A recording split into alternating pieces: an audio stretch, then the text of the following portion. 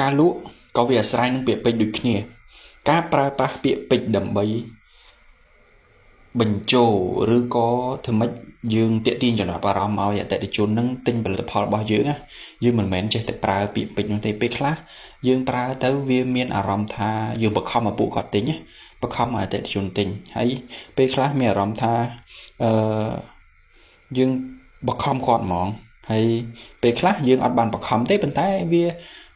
ស្ដាប់ទៅវាហាក់ដូចជាយើងកំពុងតែលក់អីឲ្យពួកគាត់មួយចឹងគឺអត់ទេអ្នកលក់ដែលប្រកែអ្នកលក់ដែល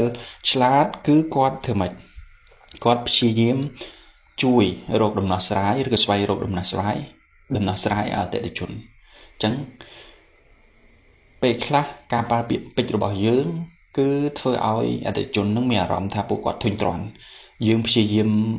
បង្ខំគាត់ឲ្យទិញអាហ្នឹងធ្វើឲ្យគាត់ធុញទ្រាន់អញ្ចឹងគឺគាត់លែងមកទិញឲ្យយើងហើយដូចអ្នកលក់ឡានមួយចំនួនពេលខ្លះគឺគាត់អត់សួររកអតិថិជនថាជួបបញ្ហាអីត្រូវការដំណោះស្រាយអីឬក៏អ្នកលក់ខោអាវមួយចំនួនគាត់សួរថាបងត្រូវការអីដែរអញ្ចឹងអ្នកលក់ឡានមួយចំនួនដែលគាត់ឆ្លាតហើយគាត់មានបទពិសោធន៍ច្រើនអញ្ចឹងពេលអតិថិជនថ្មីទៅដល់បងមានបញ្ហាអ្វីដែលអាចឲ្យខ្ញុំជួយបានឬក៏បងមានអ្វីឲ្យខ្ញុំជួយដែរអញ្ចឹងនេះហើយគឺជាការបើកក្បាលដំបូងដែលធ្វើឲ្យអតិថិជននឹងយល់ថា